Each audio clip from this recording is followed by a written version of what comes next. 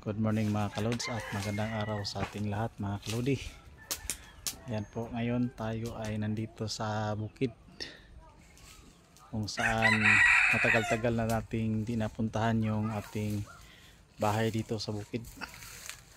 Ginawa namin, ayan po, ginawa namin mag linis sa bakuran. Ayan, napakataas na yung mga damo dito mga kalods. Ayan, so ayan po, mga matataas na po sila, matataas na po yung mga damo dito. Ayan, so ang gagawin ko ngayon ay sinamahan ako ng aking mga anak na magtapas dito sa bukid. Ayan,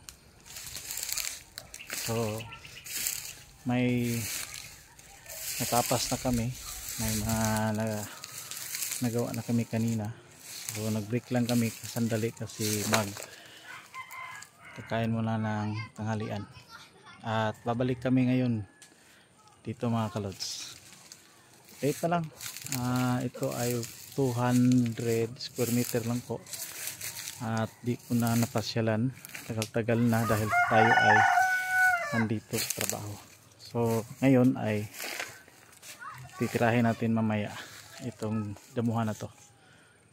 Ayan, so tirahin natin na mamaya para maganda naman yung paligid natin. So ayan, dito yung motor ko nilagay, parang mga ano na to So ayan ang aking nasimulan na kanina. So ayan po, so yung mangga na yan, yung saging na yan, dyan lang ang pagitan namin sa kabila. So ayan po,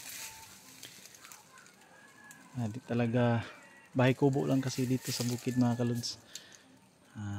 For preparasyon ko pa to, ba titiri ka ng bahay kung makapapira tayo. Ayan po, medyo ano na, masira na yung bahay natin dito, bahay kubo.